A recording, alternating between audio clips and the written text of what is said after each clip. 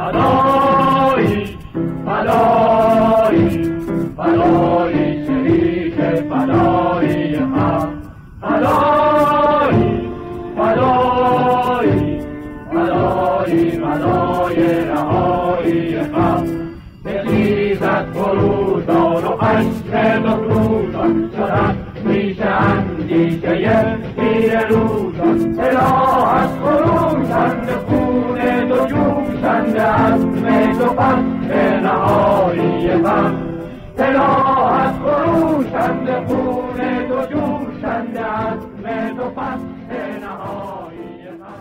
خانم ها، آقایان، دوستان و رفقا، به شما خوش آمد میگویم و حضورتان در این همایش را که به همه مشتاقان عدالت و آزادی تعلق دارد ارج می‌گذارم. امشب را با یاد رفقای گروه جنگل آغاز می‌کنیم. علی اکبر صفایی فرامان عراق مهندس، احمد فرهودی ساری معلم، شعایالدین مشیدی رشت مهندس، هادی بنده خدا لنگرود کارمند شهرداری، عباس دانش بهزادی کرمان دانشجو، جلیل انفرادی تهران کارگر، رحیم سمایی عراق دانشجو، مهدی اسحاقی فرامان عراق دانشجو، هوشنگ نیری لاهیجان معلم، علی محدث قنچی تبریز پزشک، محمد هادی فاضلی فارس مهندس، اسماعیل معینی عراقی عراق معلم، غفور حسنپور لاهیجان مهندس، ناصر سیفدلیل صفایی سنگسر مهندس، اسکندر رحیمی لاهیجان معلم. ما امشب یک خاطره مشترک را به یاد می‌آوریم، بخشی پر افتخار از تاریخ فلات سرخ ایران و جستجوی سلسله‌وار و بی‌پایان مردمان آن برای بهروزی. این نقاط روشن در سیاهی استبداد نکبتزایی به ضخامت و گستره چندین ساله حلقه‌های وصلی است که دیروز را به امروز و گذشته را به آینده پیوند می‌دهد و امکان می‌دهد شهامت و دلیری جداگانه افراد و جمع‌ها در چارچوبی اجتماعی دیده شوند و ایستادگی و قیام‌های پراکنده در دوران‌های مختلف و به فاصله‌های کم و زیاد شناسه تاریخی پیدا کند و به خرد بیدار و وجدان آگاه یک ملت تبدیل شود. سرفصل‌های دورانساز در تاریخ پرفراز و نشیب ما همچون سیاه‌کل پلی هستند که از روی آن نه فقط آرزوها و امیدهایی که گذشتگان به افق روشن داشتند، بلکه همه انگیزه‌ها، دلاوری، ایستادگی و پاکبازی آنها هم به اکنون به معاصران منتقل می شود. از این نظر بزرگداشت این دست رویدادها هم یک مرور مجرد حوادث گذشته، هرچند با تحسین و ستایش یا نوستالژیک نمیتواند باشد، بلکه تکیه بر ارزش‌هایی است که با آنها خلق شده و همکنون به همین جا به زندگی و پیکار اکنون ما قرار می‌بخشد. آری، اگر انحطاط و استبداد و رذالت جمهوری اسلامی یک چهره از واقعیت کنونی ماست، اگر در حاشیه سهمگین آن فرصت طلبی، یأس، نعلین و چکمه‌لیسی و منفعت‌جویی رخ می‌نماید، در مقابل هویت دیگری، معرفت دیگرگونه نیز بر این خاک وجود دارد که ارجمندترین ویژگی‌های فرهنگی و تاریخی ما را همچون پرچمی در طوفان برافراشته است و به تفکرات و آرزوهای انسانی و شریف سیمای سیاسی و رزمنده می‌دهد. بنابراین پیام همایش امروز پیام همایش امروز هم میتواند این باشد که ایران برهوت سیاسی و انسانی ولایت فقیه نیست و جامعه‌ای که این دستگاه مستبد و فاسد بر آن فرمان میراند صد البته بیریشه و بی‌تکیه‌گاه نیست. صفای فراهانی و یارانش به خاک افتادند، اما مرد را شکست دادند. این پرچم‌های برافراشته گواه زندگی آنهاست. به پا خیزیم و با یک دقیقه سکوت یاد انگیزه بخش همه جانباختگان راه آزادی و عدالت و همه زندانیان سربلند سیاسی را گرامی بداریم.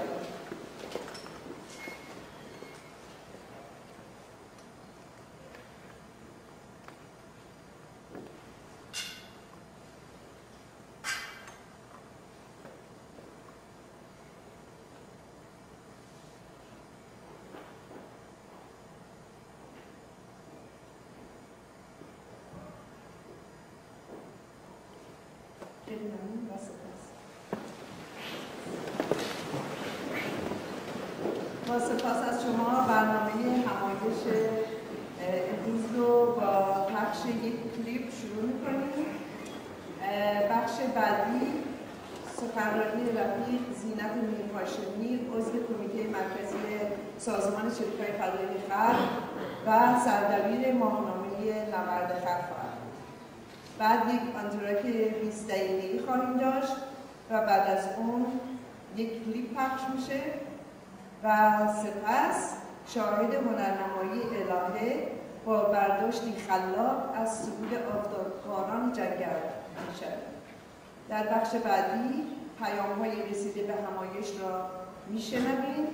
در قسمت بعد رفقا زینت میرهاشمی و منصور امان با شما به گفتگو خواهند نشست. بعد از آن رفیق فریدون از کارگاه هنر ایران با ترانه‌سرودهای خاطره انگیز ما را به ادامه جشن دعوت می‌کند. آخرین بخش برنامه همایش امشب هم به سرود اینترناسیونال اختصاص دارد که آن را دست جمعی ندا می‌دهیم. شبی پربار و خاطره انگیز را برایتان آرزو می‌کنم.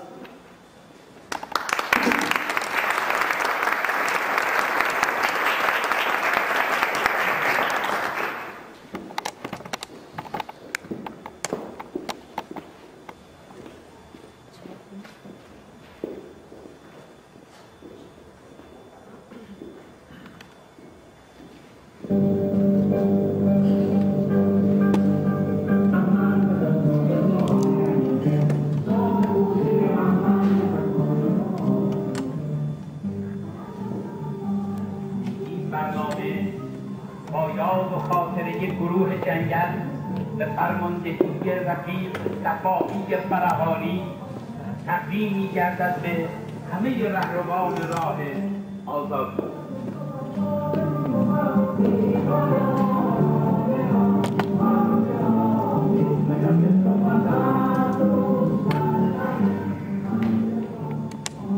بهمن ماه هر سال روز سرخ و همیشه جاری شورش سرود پر از ضربه‌های هماهوی خود را پرتنین‌تر از هر گاه دیگر ترنم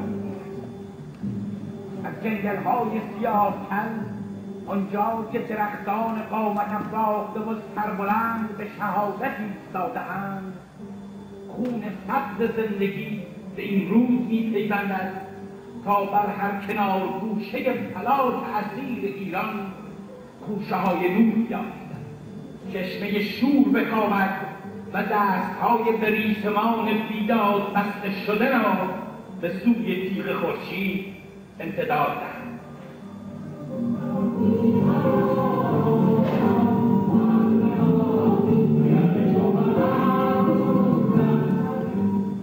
این گونه است و هماره این گونه خواهد.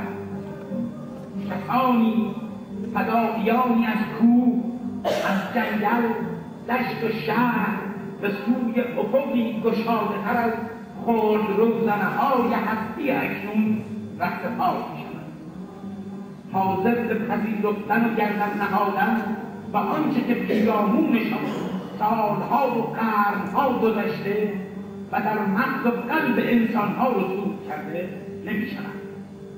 لبالب از شور و زندگی برای تغییر و حرکت در می‌آیند، حال آنکه از چراغ‌های موفقیت در کرانه دوردست فقط سوسوی پیدا عقل سلیم ترغیب می‌دهد و در صدای دورگه خوکان مرداب حقیقتی زنجیر شده و راکد نهفته است.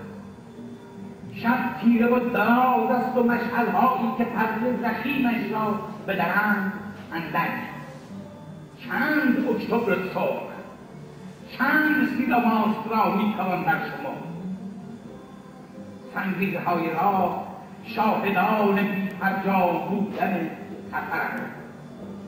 دستهای چروکیده نزدآلود و زبانهای زرد تسلیم به اشاره و سخن در می‌آیند تا از داشتن امیدی بیهوده نفی کنند و برحذر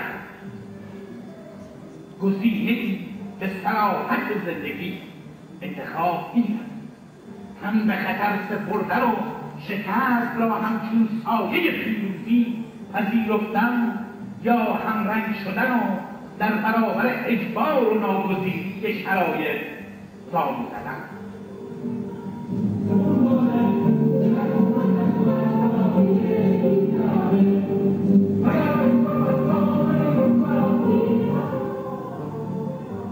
راستی هم ابلیس کدام خوشبینی درمان ناپذیر میتواند دیگر کسان را قانع کند که قادرند مؤثر باشند، میتوانند جزئی از تغییری در آینده‌ای نامعلوم شوند وقتی به دستهای خالی خویش مینگرند و امکانات ناچیز خود و هیئت خوب آثاری که به نبرد با آن قصد کرده‌اند را میبینند. آری انبان تردیدها غنی و در برابر هزار دلیل بزرگ و سنجشگر تسلیم تنها یک دلیل عصیان و برنتابیدن گردن افراشتند.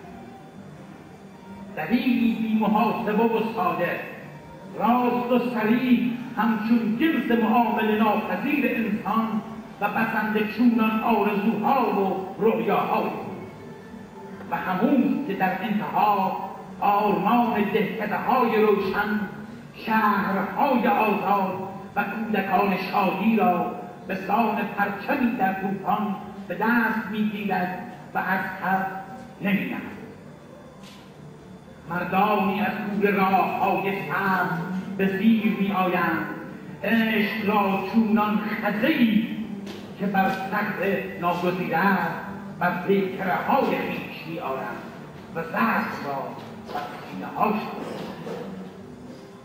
روزگاری نه چندان دورتر از اکنون صفایی فرهانی، اسحاقی، محدث قندچی، نهیری، انفرادی، رحیمی، معینی عراقی، دانش بهزادی، حسنپور، فرهودی، سید، سماعی، لنگرودی و مشیدی زنده و سزاوار به آن در رگ سرخ تاریخ جاری شدند تا به نیروی عشق فدایی وار دفترش را از گذشته تا به امروز و از اکنون تا به آینده گشوده نگه دارند. فرمان آتش صفایی چاوش آغاز عصر پیکار تا به آخر، موج سرخ انقلاب بر سر هر برگ نشست، از بین سبز قامتان سیاه‌تر گذشت و دهه 50 را به نام آتش‌زنه سازمان پیشتاز آذین داد. کوچه‌ها با همین به میدان آزادی و دشت‌های باز ترکمن صحرا سینه گشودند و آتش دیرپای کوهستان‌های کردستان به رنگ ارغوانی پرچم چریک‌های فدایی شعله گرفت.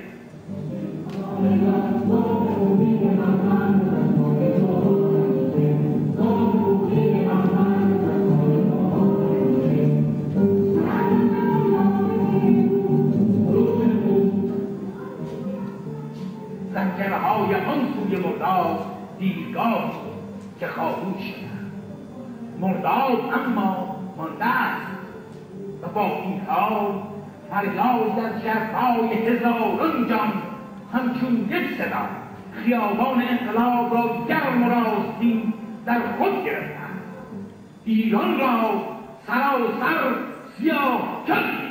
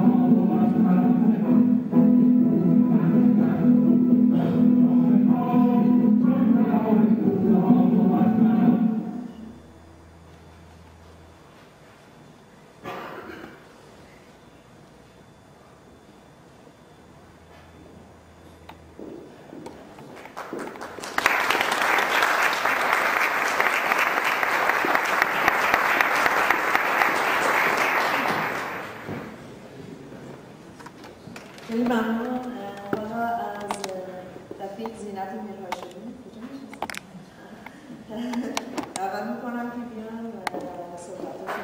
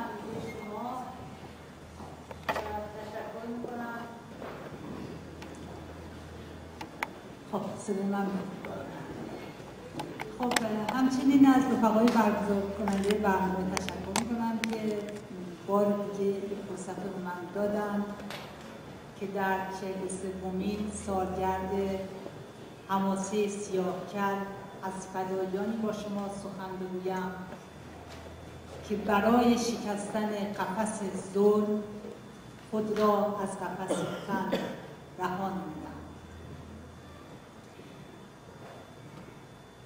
در اینجا من یاد ستار بهشتی، کارگر وبلاگ‌نویسی که با قلم خود بر تاریکی ها نور انداخت و جان خودش را در این راه فدا کرد یاد می‌کنم.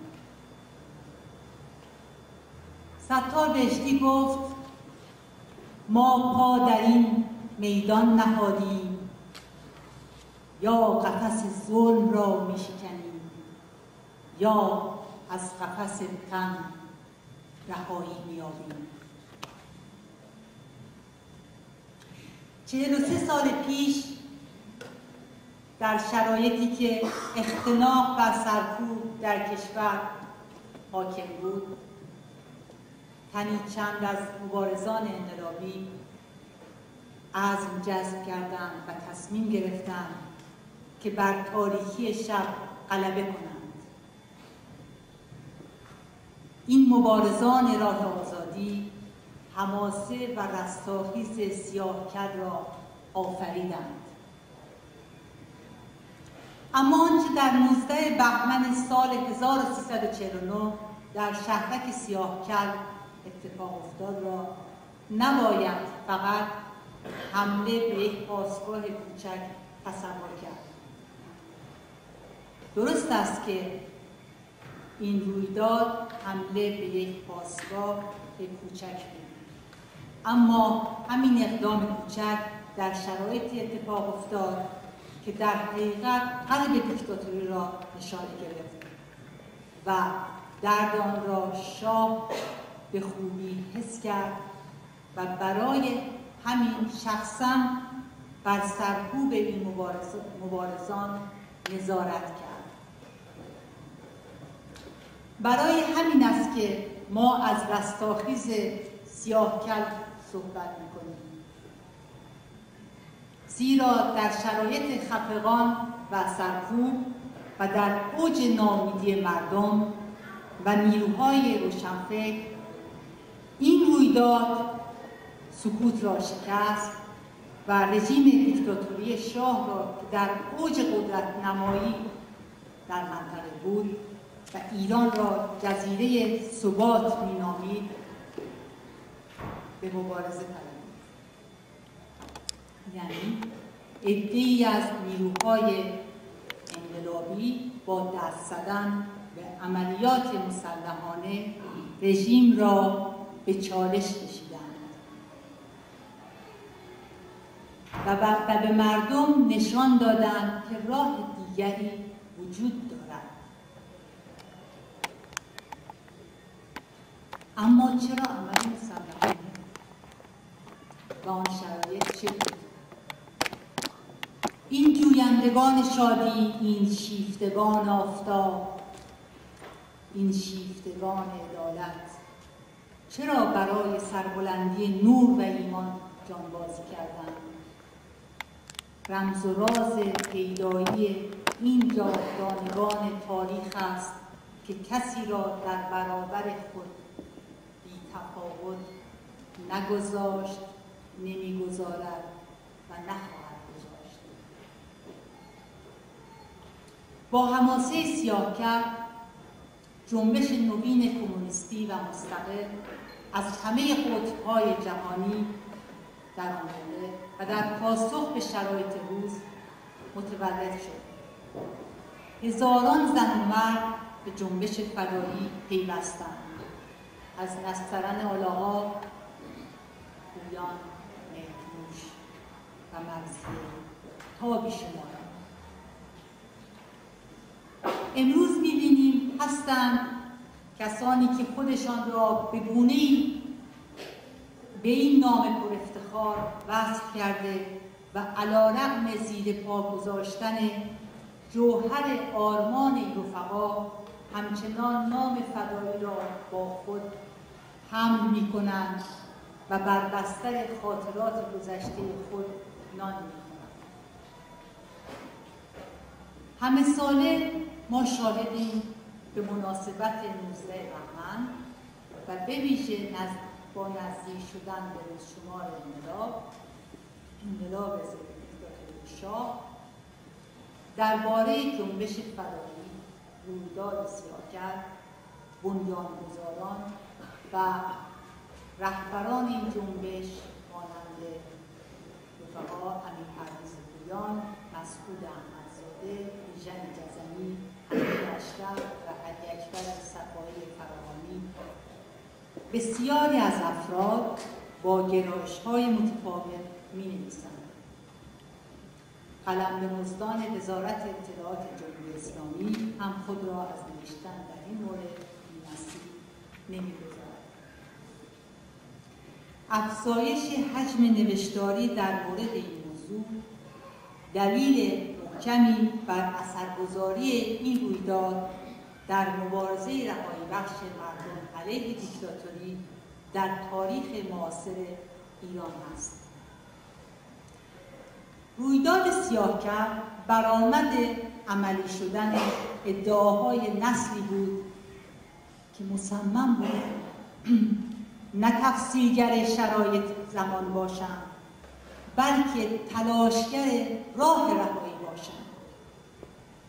اگر آنها تفسیرگر فقط بودند، امروزه افرادی همچون محمود نادری و رضا خجسته و عوامل ریز و درشت وزارت اطلاعات جمهوری اسلامی وقت پولشان را برای پاک کردن جایگاه آنها تلف نمی‌کردند.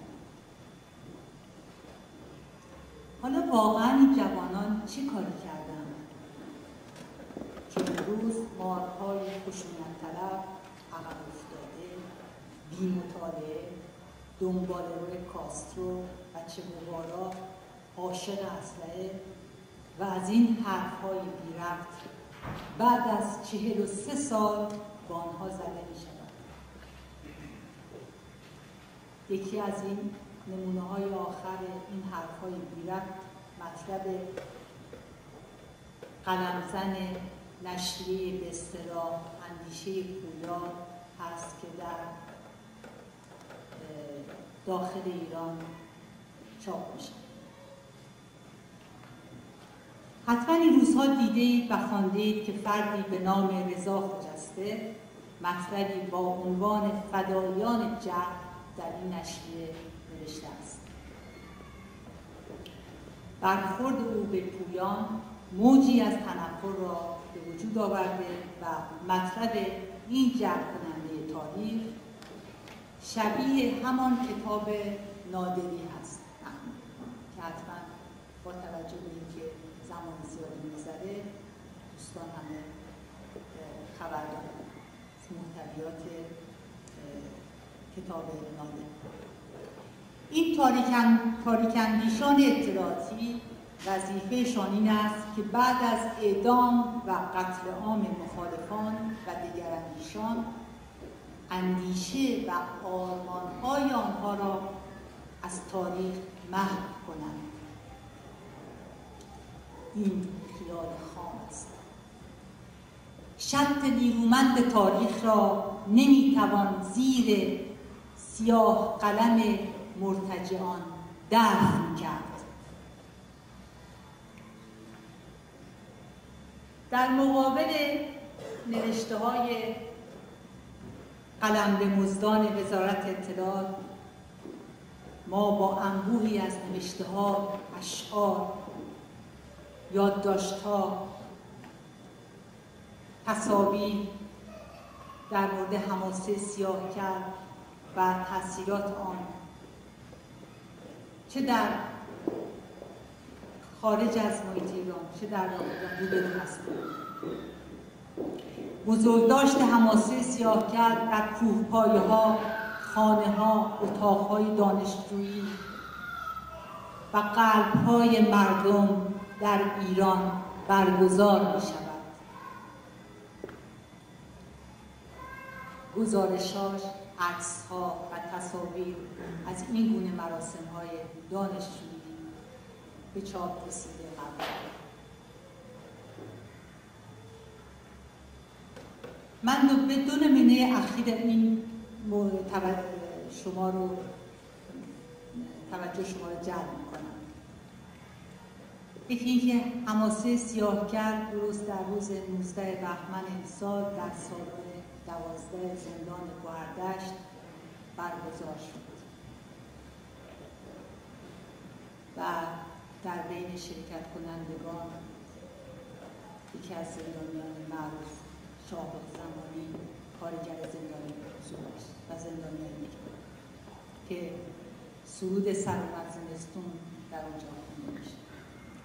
یه مورد دیگرش چون جدیده نشریه الکترونیکی کانون مدافعان حقوق کارگر را اشاره میکنم که به طور مفصل در مورد رویداد سیاهکر و تاثیر این رویداد بر مبارزه کارگری در این دوره اشاره میکنه که مطلب جالبه.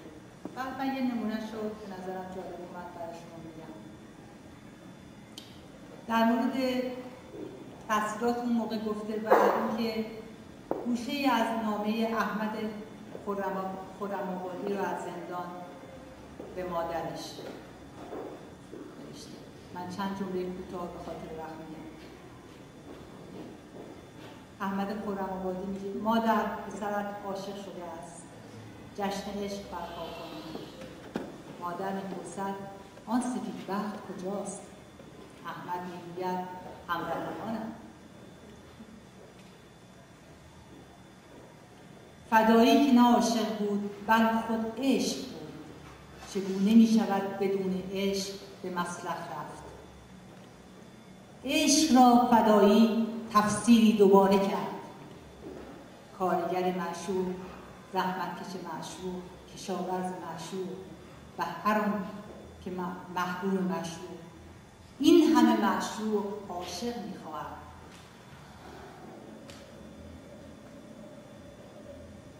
فدایی جنگل سیاهکل عاشق زایش کرد و دیدیم ققنوس‌های پس از 49 را و دیدیم ققنوس‌هایش پس از 57 را و امروز می‌بینیم ققنوس‌های پس از کشتار دهه 60 را. چرایی و پیدایی حماسه سیاهکل با پایان تپش قلب آغاز کنندگان آن در جوخه‌های اعدام از حرکت باز نایستاد و انقلابی را در نوردید و همچنان یکی از مباحث روز هست. به گمان من تا دیکتاتوری هست و مبارزه علیه آن وجود دارد و تا تحقق شعارهایی مانند آزادی، برابری، دموکراسی، عدالت اجتماعی و سوسیالیسم، حماسه سیاهکل از جمله دستاورد و تجربه‌های زنده برای پیشبرندگان این شعارها و آرمان‌ها هست و خواهد بود.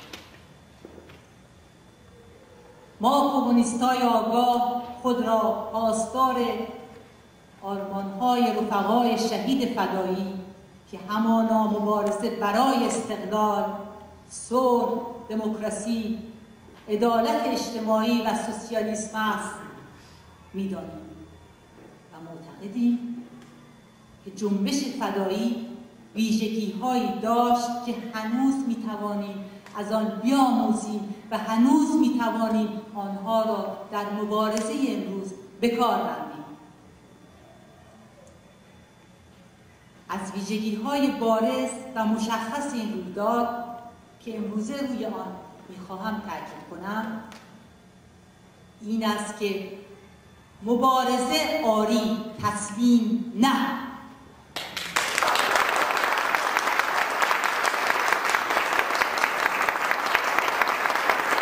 باید به جنبش‌های مردمی، مبارزات کارگری و دانشجویی و زنان چشم دوخت. سرنگونی آری، تسلیم نه.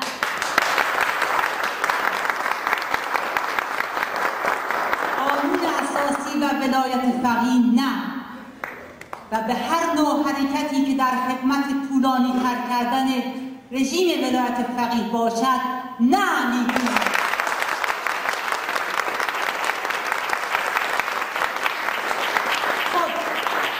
برای عینی کردن دستاوردها و تجاربی که از این رویدادها ما آموخته‌ایم به شرایط روز اشاره می‌کنم. از دیدگاه ما تضاد عمده و قانون ستیز در جامعه ایران که از خصلت و ماهیت مناسبات اقتصادی و قدرت سیاسی ناشی می‌شود، تضاد بین مردم و قدرت سیاسی یعنی استبداد مذهبی ولایت فقیه است. این تضاد به طور ممتد در رویارویی مردم و جنبش‌های اجتماعی با رژیم خود را نشان می‌دهد. اگر مردم فرصت و امکانی داشته باشند نظراتشان را در این مورد نشان می‌دهند. رژیم ایران مدافع آزادی تجارت، به شکل سوداگری، جلب حمایت انحصارات نئولیبرالی و ساخت و ساخت‌های بین‌المللی است. فساد در حکومت بیداد می‌کند. اقتصاد شبه دولتی، ویژه‌خواران، راندخواران و آقازاده‌ها، تسلط سپاه پاسداران بر اقتصاد از ویژگی‌های جمهوری اسلامی است. جراحی اقتصاد که با احمدی نژاد کلید خورد، سیاست هدفمندی یارانه‌ها یا بهتر بگویم حذف یارانه‌ها، تلاش برای عضو شدن در سازمان جهانی تجارت و در آخر صحبت‌های حسن روحانی در داووس را می‌توان در شمار این مطلب آورد.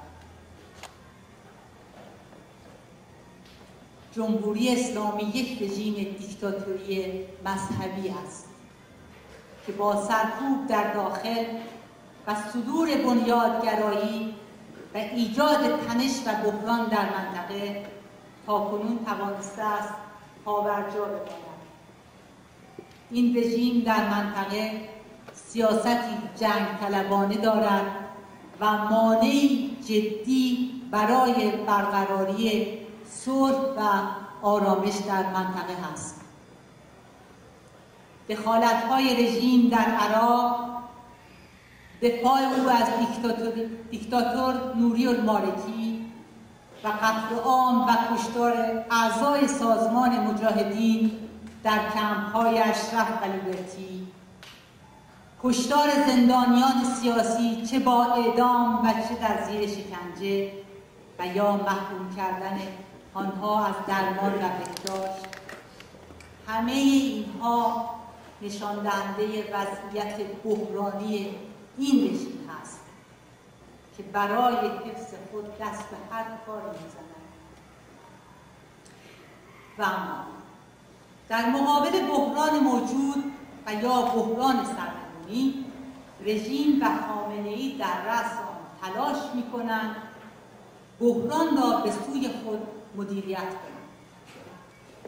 سیاست یک دستسازی و گزینش احمدی نژاد و چینش مقام‌های امنیتی و نظامی در دولت او در این جهت این سیاست شکست خورد.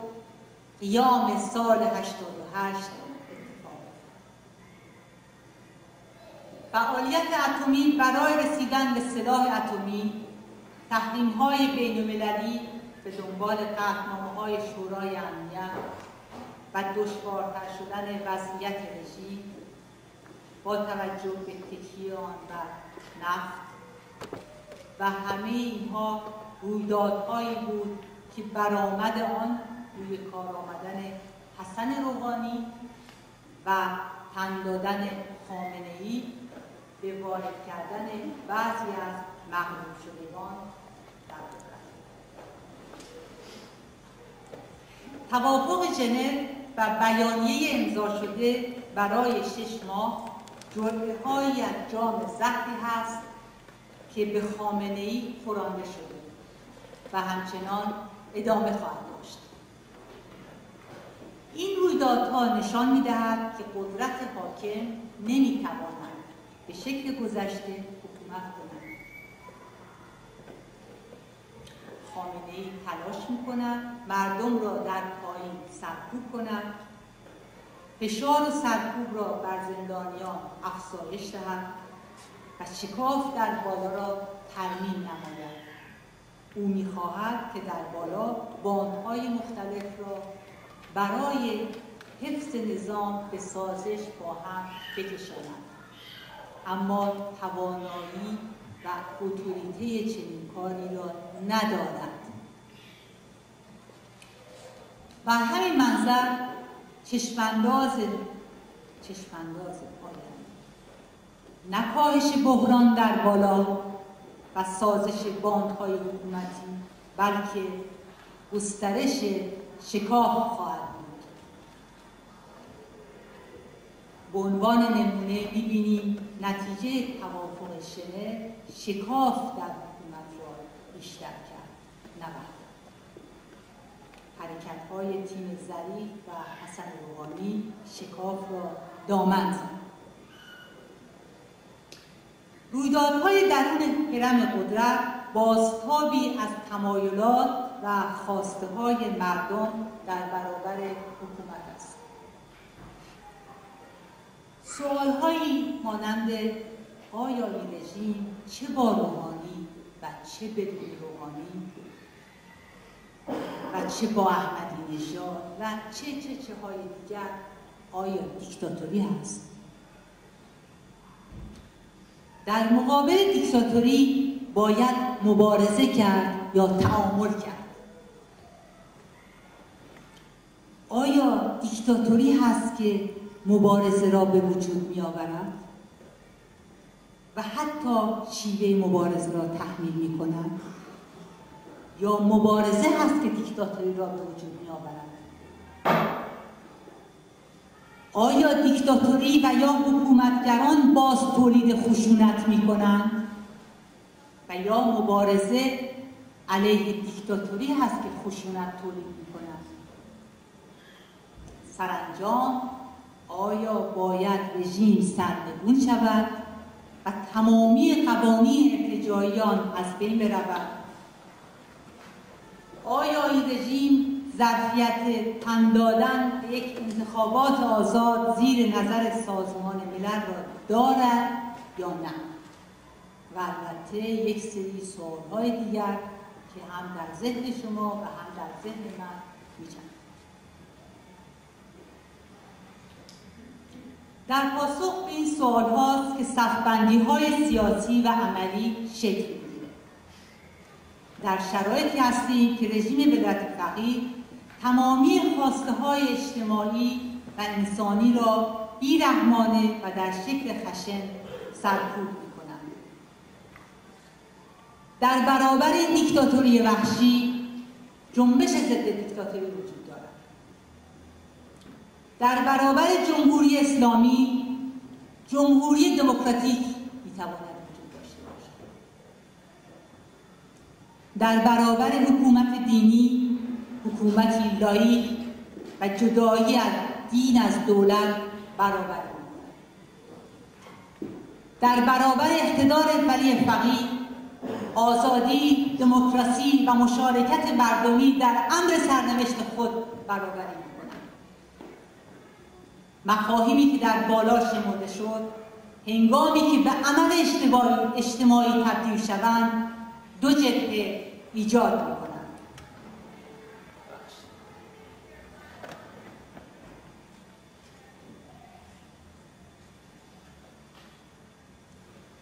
مفاهیمی که در بالا شمرده شد هنگامی که به عمل اجتماعی تبدیل شود دو جبهه در مقابل خود ایجاد می‌کنند.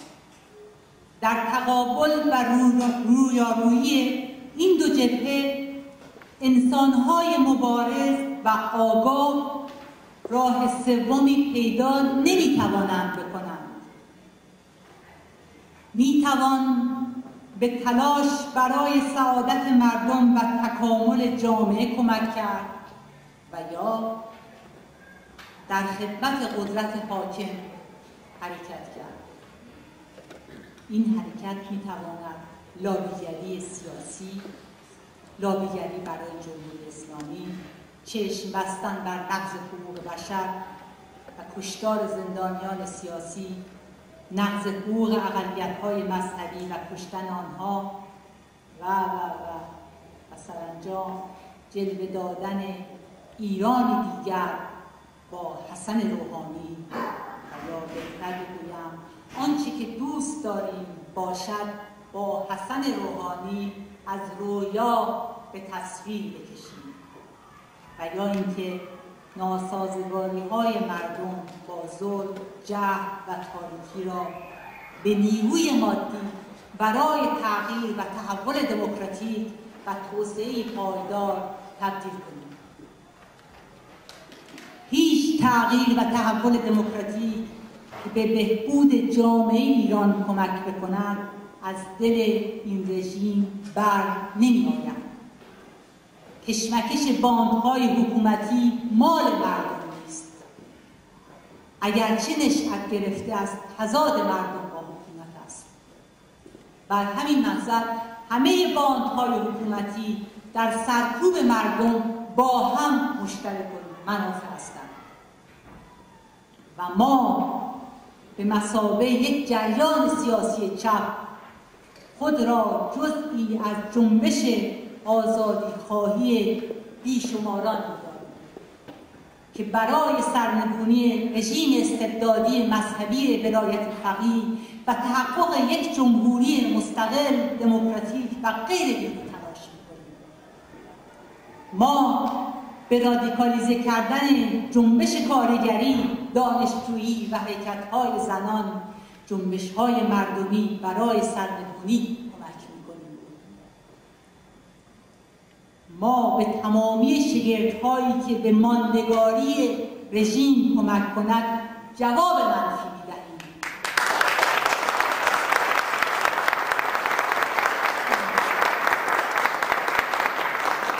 هر چشم‌اندازی که در افق تحولات آتی باشد، ما برای پیشبرد امر انقلاب دموکراتیک تلاش می‌کنیم.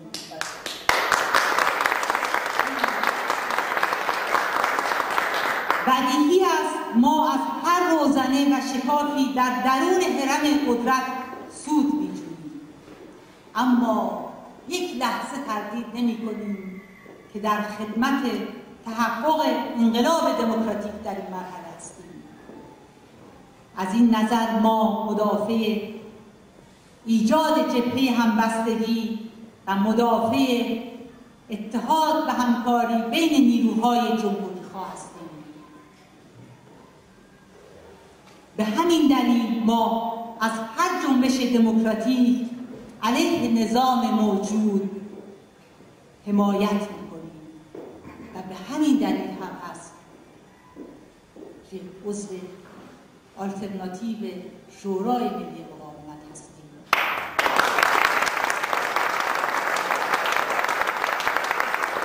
به این ترتیب راه بزرگی که از سیاه‌کل آغاز شد را ادامه می‌دهیم.